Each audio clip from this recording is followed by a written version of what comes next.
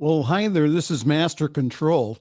We are having some challenges this afternoon trying to get Rockin the Love from all the way from Hawaii. And Robyn and Gil are on a nice beach out there. And so we are trying to get them back here, and they are not back. So, but we will work on it. Again, we have some technical difficulties. Again, please stand by. Hopefully, we'll get them back.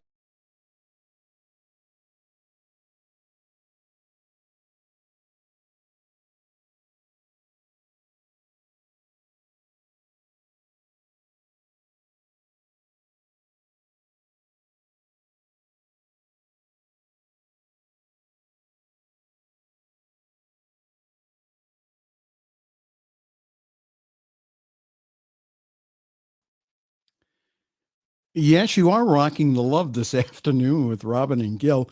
We are trying to get them back. We had them on our internet connection here just a few moments ago, and we are working to try to get them back.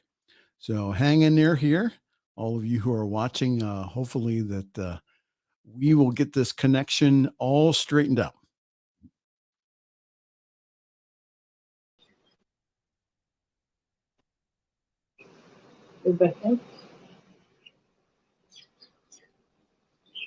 You guys are back in.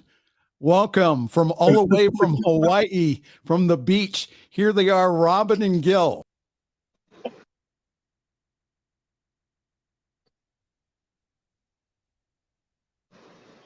All right.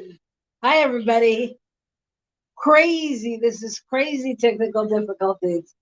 It's true. We are here in Hawaii. Aloha. And you're welcome to Rockin the Love. Good morning, good afternoon, good evening, wherever you may be. I know here it's 9 in the morning, where usually it's 12 in the afternoon or 1 where he is. So, hello. Hello. I'm so preoccupied with the technical difficulties. I don't even know where I'm looking. I'm going to ask Michael, are we actually on and live? Can you give us a signal? You are live, but you're frozen. You're as frozen as the Alaska tundra. There we are. Okay. There it is. Okay, I was trying to get rid of something else, and I think I messed up. Okay. We're moving around now? There we go. Yes, I think that, yeah. Hopefully we'll get a little more light on you. And then, again, this is what happens when you do a remote away from the studio. All right, well, we're switching computers. We're doing all kinds of things here to try to make it right. Sorry.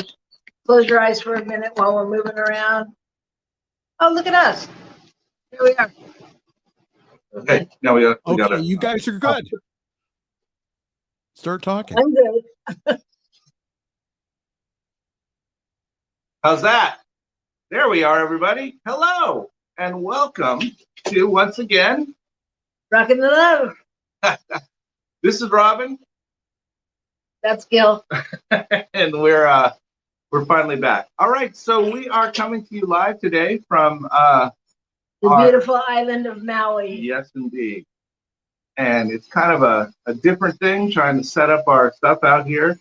We actually have you perched on a lawn chair on top of a table, on a balcony. It's all very interesting.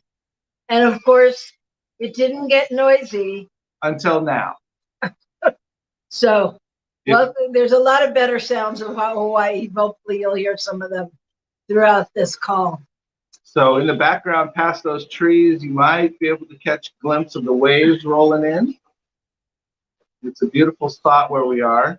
And we've been here now since Monday. So we've settled in, kind of. We made our own dinner last night at our place. We did. And it was very nice. Very nice. So we just wanted to share some of that with you. So today, we are going to be talking about our show is titled, our show is titled, How do you get to paradise when it's not here? Yep. How do you get to paradise when it's not here? Here being wherever we are. Here being, well, right now, here being Hawaii, Yeah. you know? How do we get there? How do we get there? So we're going to talk a little bit about that. But we're going to talk a little bit about our week as well. But it plays into what we're going to talk about during our topic. So before that, I'm going to guess you don't have any good news, do you? I don't have any official good news. That's your job. That's the one job you have is every week to come with good news. Okay, I don't have any. Okay, everybody, I have flunked my job, my one job, but it's okay. Michael, do you have any good news out there? I have good news. I have good news. So my good news of the week is that in Indonesia, they have saved some money, and they have started to pay fishermen for cleaning up the ocean. So little small fishermen that go out and would generally bring in a lot of fish and make about $10 a day with their fish, they're now paying them a little bit more than that to clean up the ocean when they go out there and to bring back plastic and things out of the sea. And they are hopeful that this will not only clean the ocean, but will help other people will catch on and do the same kind of thing around the planet, getting the plastics and things out of the ocean. That's my good news. Aha. So they're circulating money through people that need some more income and utilizing that to improve the environment. That's pretty cool. Yeah. That's really helpful. So see? And I'm just wondering why they can't fish and clean the ocean at the same time. They might be able to. Some of them probably are getting industrious. Yeah. Anyway, we'll see. We'll see. But I mean, I think anytime even just putting the awareness on that and that is important is, it will keep people from throwing their plastic out into the ocean. And it's all good. I really cannot believe that there was none of this sound. I was like, no, your sound is good. Everything's good. Now there's gardeners and beeping and There's like three different, there's a blower, a edger, people talking, all of it. okay, but it's perfect because how do you get to paradise amidst all of that, right? Because this is what happens in our life and what goes on in our heads and all of those things. So I think when we come back, we're going to find that out. We're going to talk about that and just see what ideas you have and all that good stuff. So we'll meet you right back here in a few minutes on New Thought Media Network.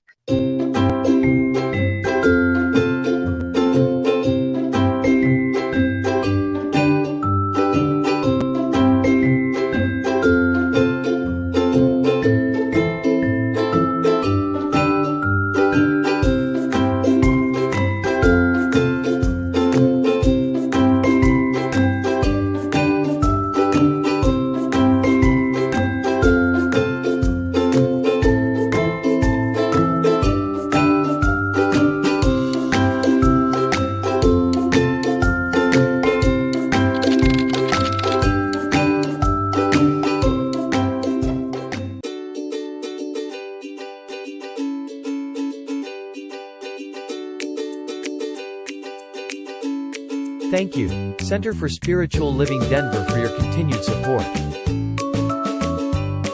Thank you, Center for Spiritual Living Midtown Atlanta, for your monthly contribution.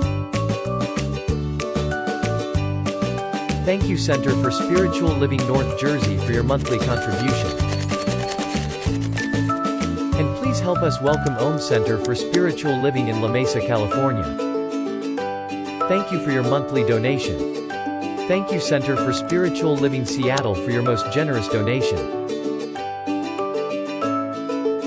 And a special thanks to Hefferlin Foundation for your generous technology grant. And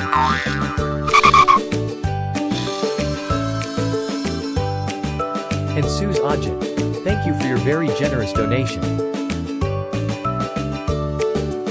And a super special thank you to Dr. Tracy Brown, RSCP. Thanks for being a super donor. And a big shout out to all our committed donors.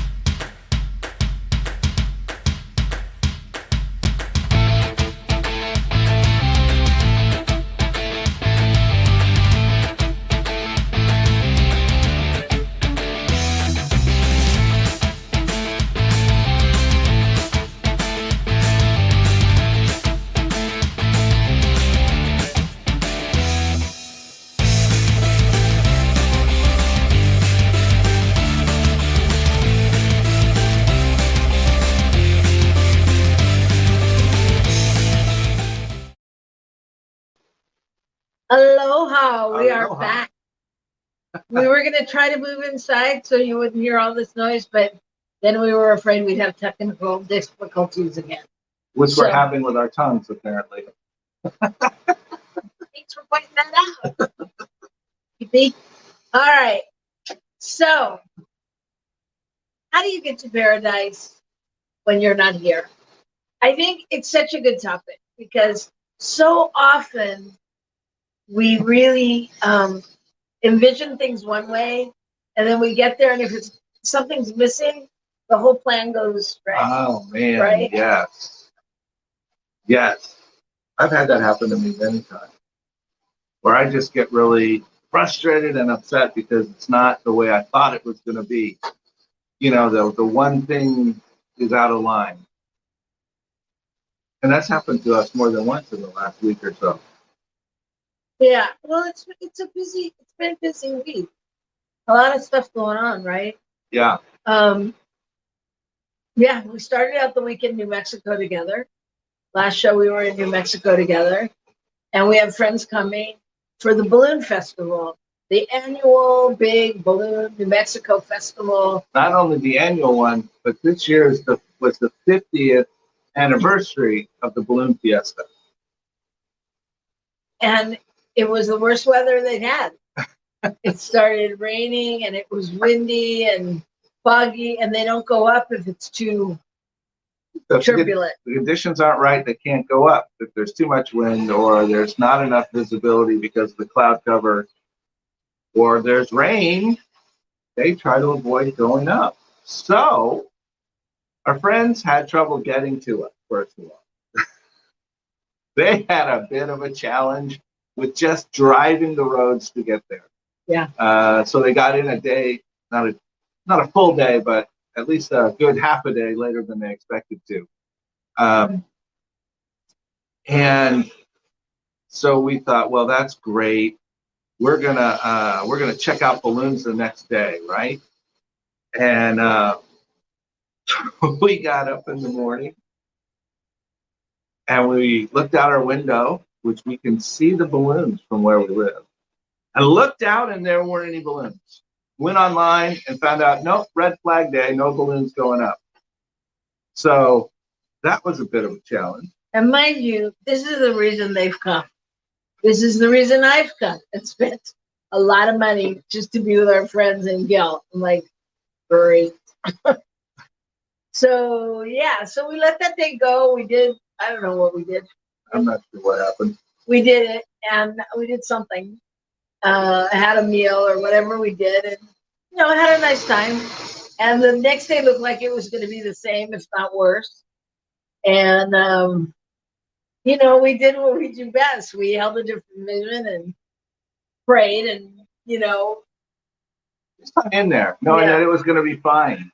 See, originally we thought we were going to buy tickets and go to the Fiesta grounds and watch all them blow up the balloons and go up and all that. And now we're like touch and go. They're not even going to go up. What's happening? So we decided we weren't doing that. And so we waited, and we got up in the morning, and I looked outside, and there were balloons up in the air. And so we called our friends and said, "There's balloons in the air."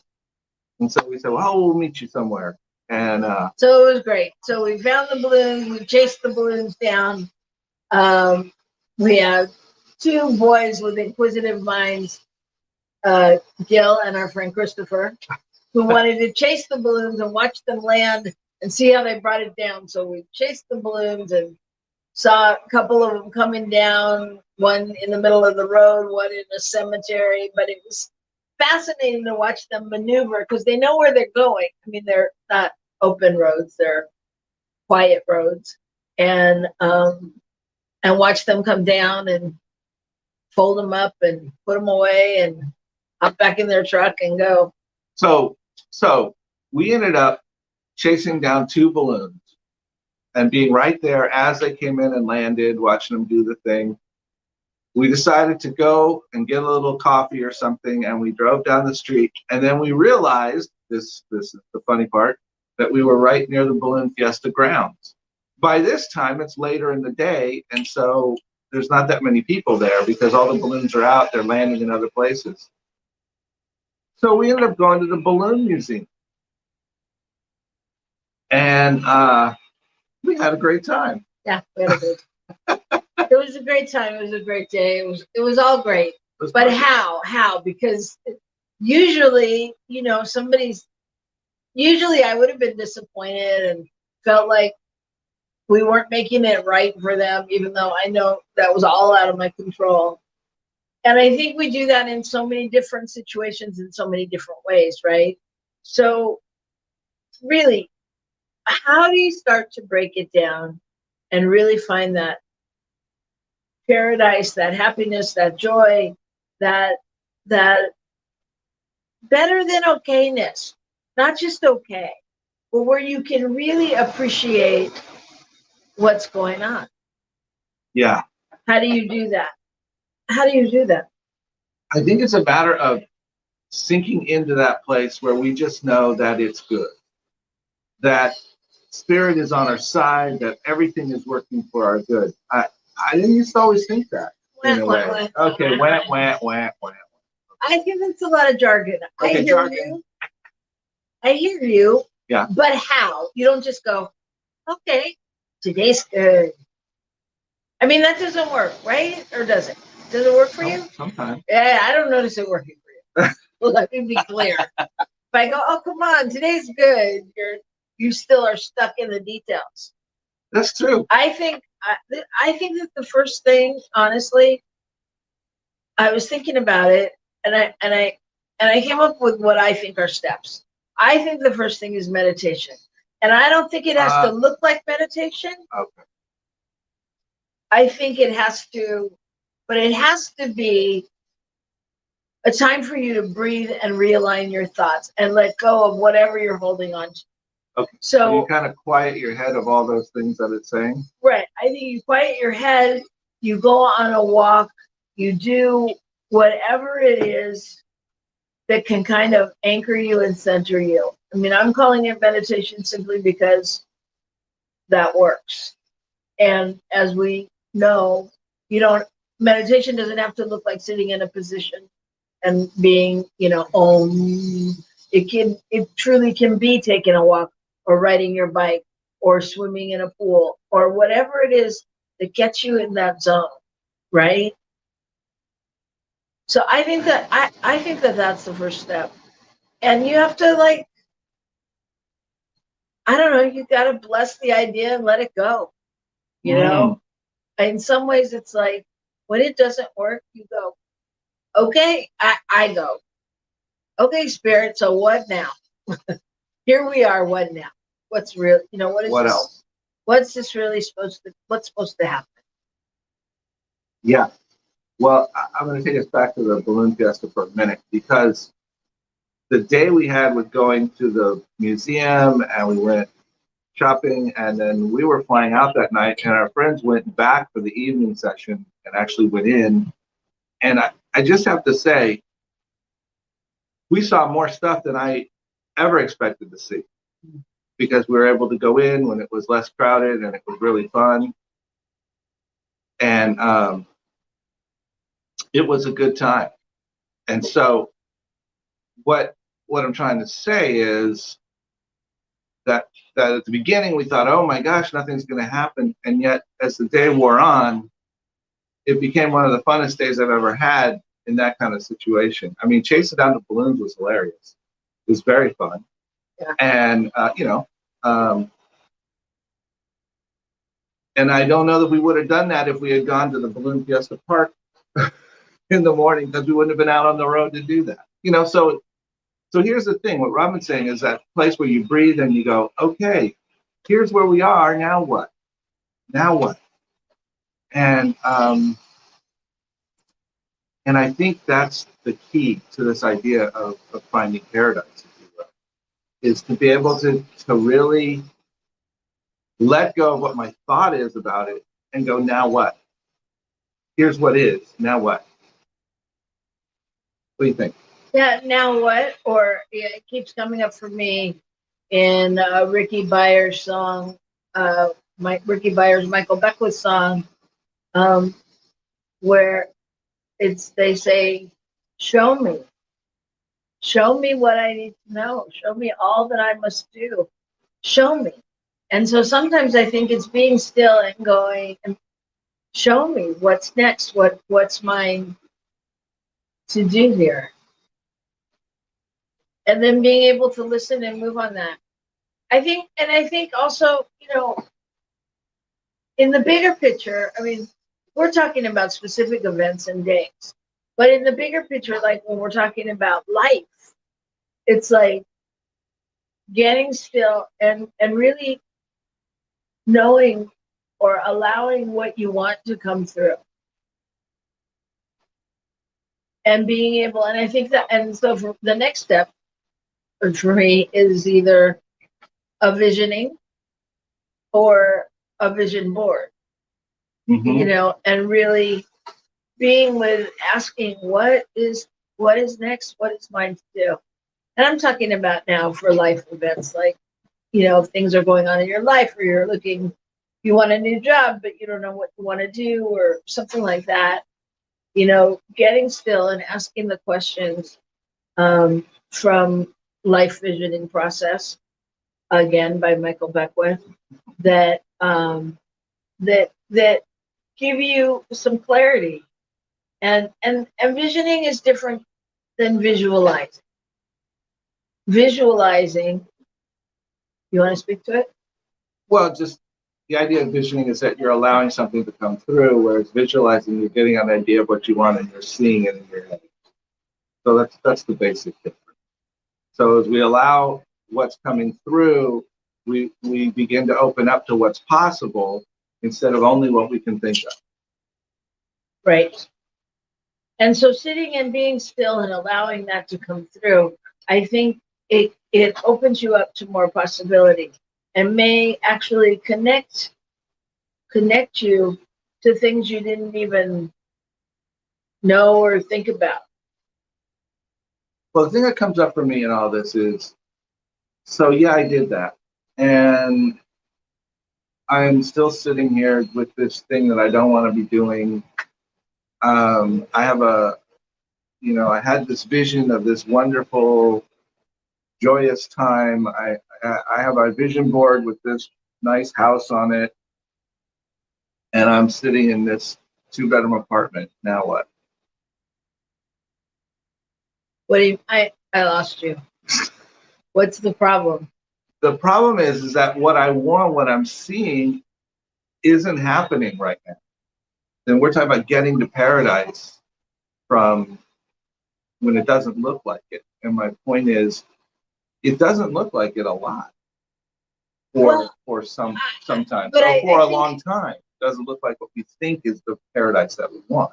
So what this reminds me of, I don't know if any of you ever did this, but when I was younger, I used to go to a lot of psychics, and we'd go as teenagers, and we'd go and we'd get like readings about what was going to happen in our life. And yeah, you didn't do that. We got it. We got it. There's a lot of things that you didn't do that I did, and vice versa. So, but when we went to them was we'd go, okay, we'd listen to everything, we'd write it down, whatever we did, we'd record it, and we knew to just throw it away. Not throw it away, but not pay attention to it. It wasn't like we were waiting for X, Y, and Z to happen. We listened and then we allowed, and we'd go back to it after a while and go, oh my God, that happened, or whatever. This never happened, or whatever we did. And I think visioning and all of that is kind of like that. It's like, I don't know, if I'm making a cake and I put the sugar in because it was the next ingredient, and later on I go, did I put the sugar in? It's like, I have to trust that I put the sugar in. You know what I mean? Yeah, I mean, I think in some ways what you just described is what we're talking about, and that is where we can put away, if you will, we can release what we're looking at, what we're looking for, whatever that is, that vision that we have, and then we can embrace what is right in front of us, and so that we can continue to live our life and grow into something new and exciting. And somewhere, often down the road, sometime we look and go, whoa, wait, I forgot that that's where I was going. Or, wow, I finally made it. And look at all the stuff I had that happened in between. Look at all this stuff that I got to do in between that I wouldn't have imagined doing. Does that make sense? It does. It does. I think also part of visioning and vision boarding and all of those things is, I don't know, let me just say for me, and I think for a lot of people in New Thought or Science of Mind, it's not so much about getting the exact thing that's on the list as it is about putting out into the universe what you would like and what you need, and then allowing it to come back. So if I put a Porsche on my vision board and I get back a Volkswagen, did it fill my need for transportation? Is it good for whatever's going on for me right now? Kind of thing. Yes, I mean, I know there's the stories about the people that get their ideal house, and then they look on their vision board and it's the exact front cover as it was, and that's amazing. And that's fabulous. But I don't think it always happens like that. So I'm just saying, I think it's an opening and it's an allowing, and it's also part of us individually claiming what we want and what we need and knowing what that is, because so often the message that I put out to the universe is, I don't care, whatever. I don't know, it's fine. I don't care if it's pink or black or red or what color it comes in. And what if I'm specific? What if I'm specific, and how does that enhance what happens? I don't know. I think it does enhance it. Exactly. That's my point. Yeah. I think it can enhance it a lot. Okay. That's all you got? I just did like 5 minutes. Boy, that's all you have to say? So this is a common thread in the life of a relationship. That's all you've got to say? Oh my goodness. Well, I was thinking about, as you were saying it, I think we're kind of thinking on two different tracks. I think that's what's going on. I was thinking about how we embrace what comes along the way, continuing to trust that whatever that vision is, it is unfolding, versus, trying to make the Volkswagen be the Porsche. It's like, I'm getting what I need now, and I'm just open to see how this thing happens over time. And I think it's the over time part that I was really thinking about, how often we can miss a huge part of our life if we're trying to make, if we're trying to have some paradise that we envision happening right now happen. If we're not open to what the paradise is that we're in. So, if we are sitting in something that is not the greatest thing I thought of, or the perfect job, or the whatever it is, we miss what the value is of that, where the paradise is in that, if we don't take that time, as you said, to go into that place of breathing and meditation and embracing what is, and allowing for the rest of it to show up. And I think about that with my new position at RGCSL, because I have been in a place of knowing I'm called to ministry and this kind of ministry for a long time, and it's not been there, not in this way, you know. And I had to keep learning and growing and embracing what was, when there was some great stuff along the way. And now I'm stepping into something and going, okay, and now what's going to happen with this? You know, what's the beauty of this that's going to show up? And that's very exciting. And that's the paradise, if you will. Does that make sense to you? It does make sense. It wasn't showing up like that. I think that's the thing, embracing it. Well, for instance, when I figured out that I could put my bicycle in the back of the bus that I was driving, and when I was sitting during the split part of my day, I could get my bicycle out and go for a ride. And then I could go back and do the rest of my job for the day.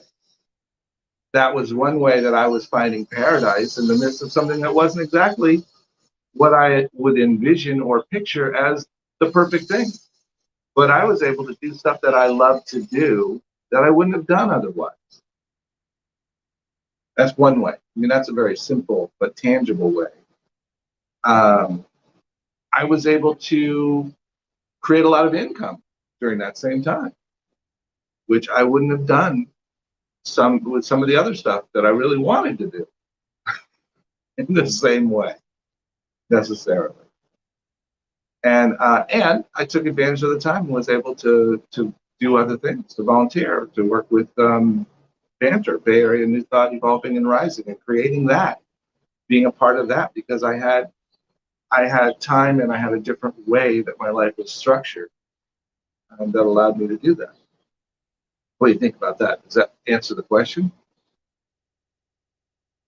I'm not sure it does. I mean, I hear you, but I'm still thinking about, like, you know, if people out there aren't happy right now, how do they get past that enough to see that good? Mm-hmm. You know, to find that and to keep moving towards the other, so that it doesn't become spiritual bypass. So you're at the real front end of it, if I might say, where it's like, okay, here I am, this sucks. Now how do I deal with that? And how do I get past that spot? I'm telling you stories that have the advantage of looking back.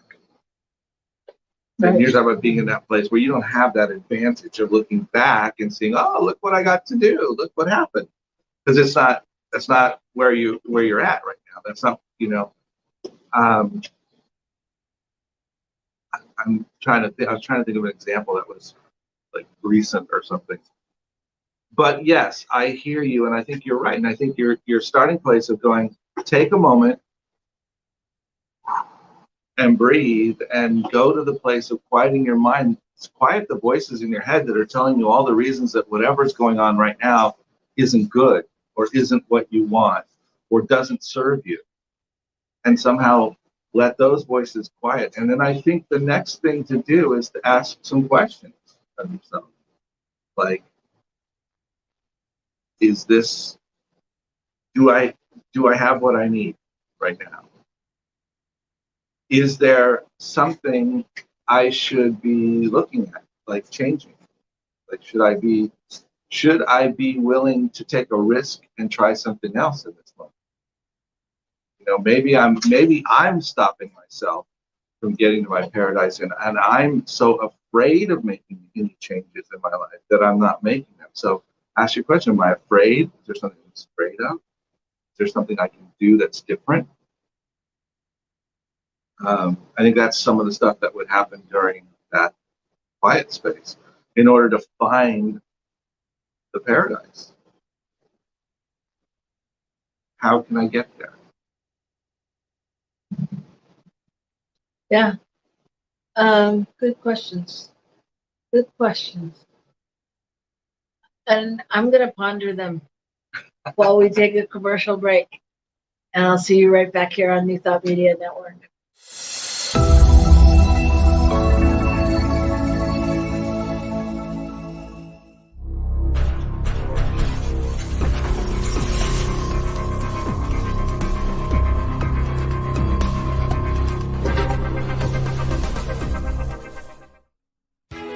New Thought Radio, music from all your favorite New Thought artists. From Jamie Lula, Karen Drucker, Gary Lynn Floyd, Ricky Byers, Daniel Nahmod, Eddie Watkins Jr., and many, many more. 24/7 New Thought Radio. Positively inspiring.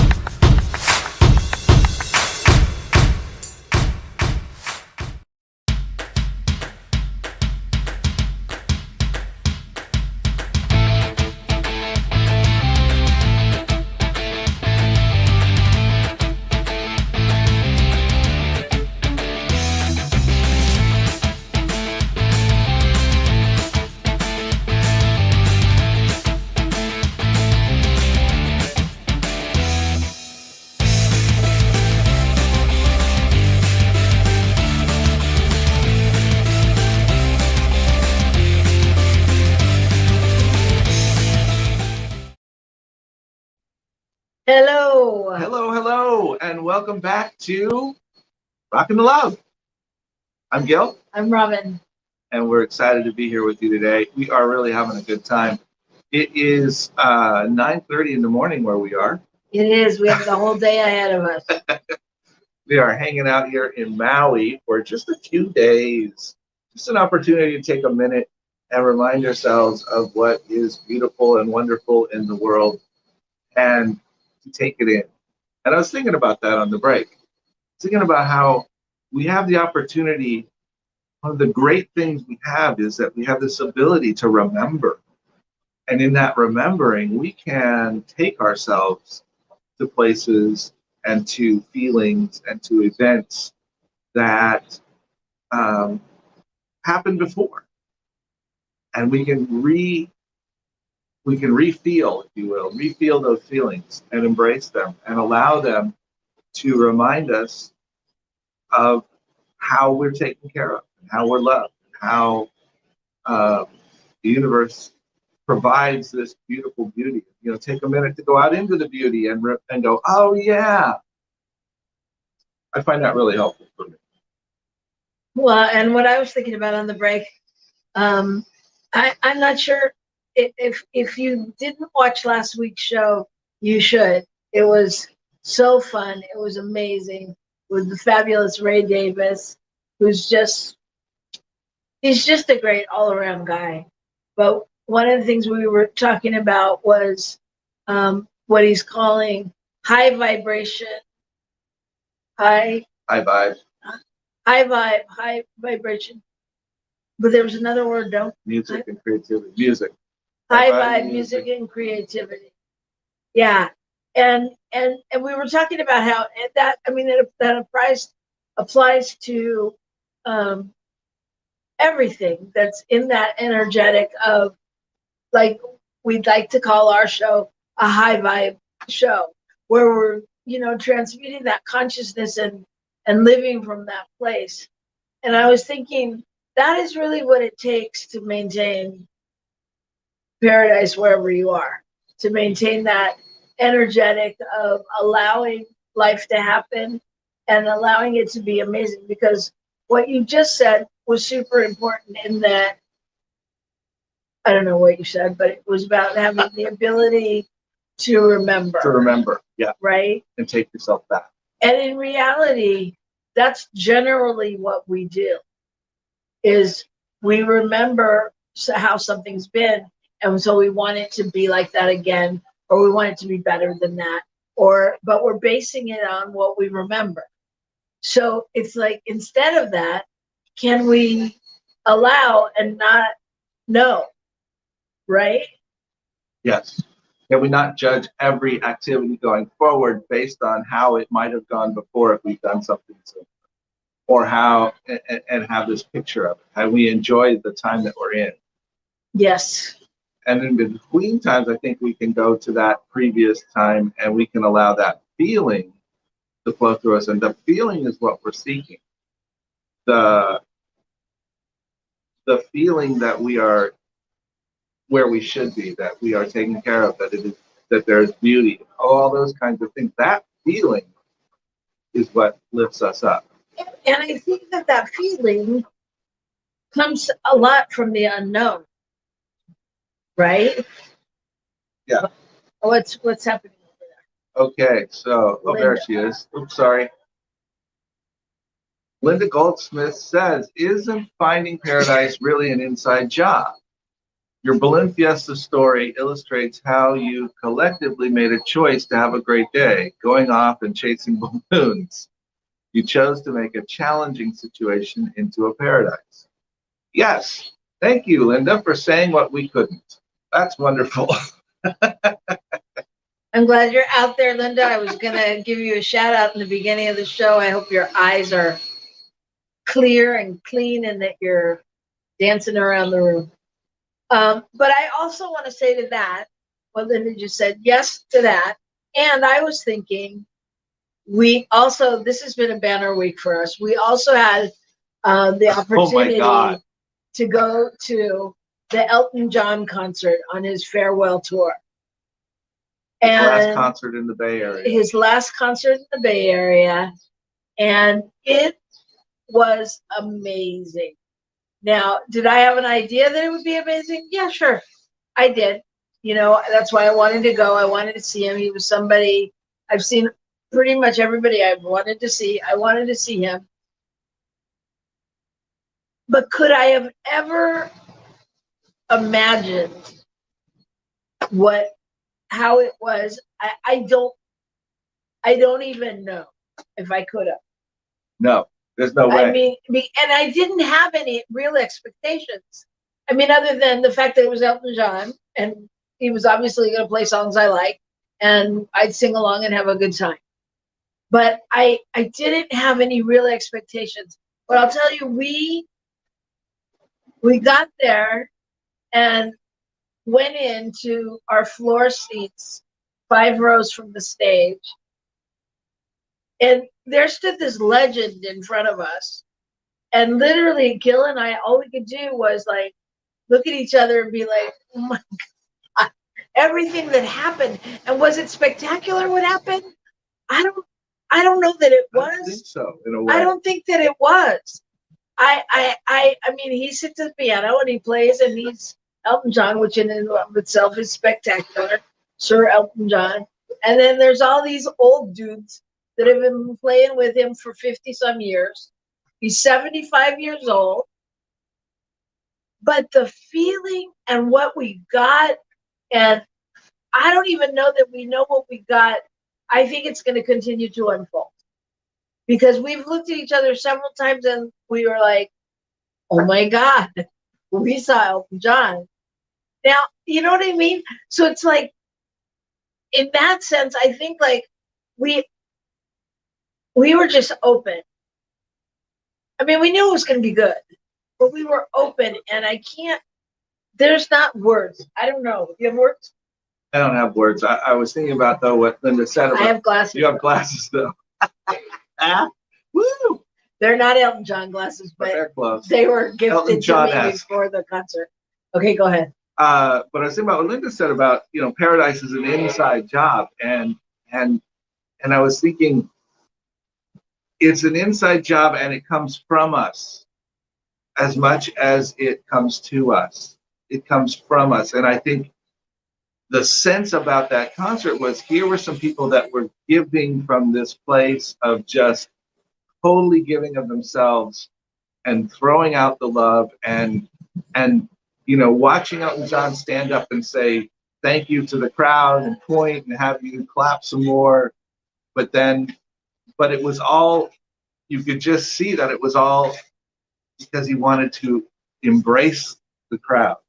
It was high vibe. High vibe. I mean, It was, you connected to the vibration of everything that was going on. And the people around us, everybody, I mean, and people of all ages. Yep.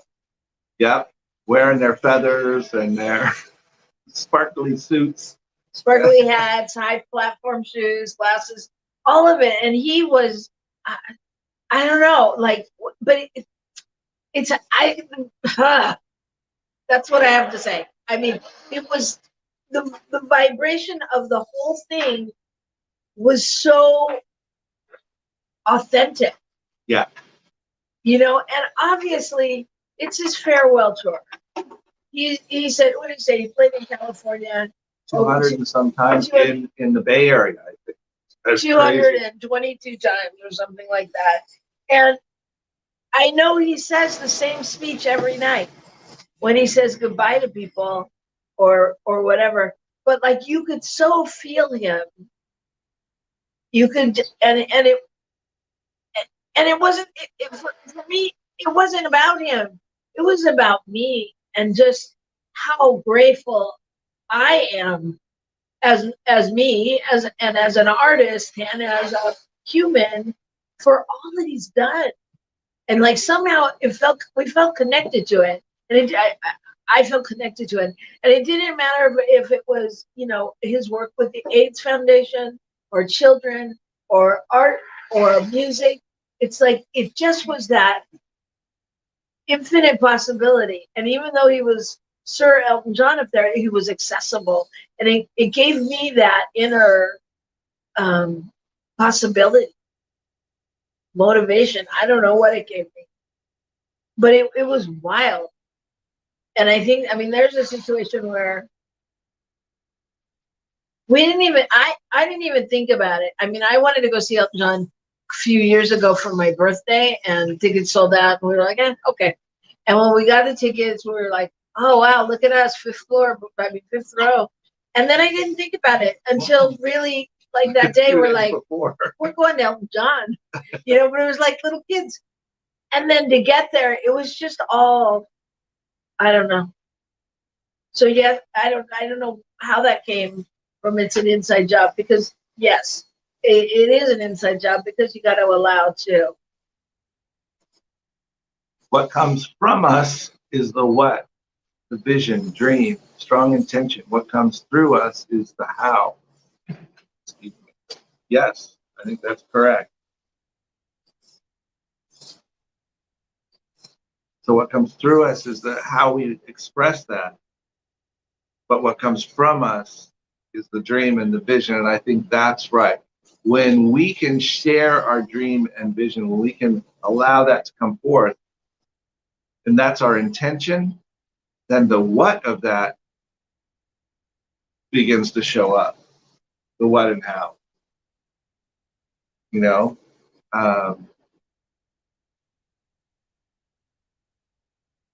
Yeah, I'm just, I'm thinking about Ray Davis last week and Elton John, and I'm thinking, you know what?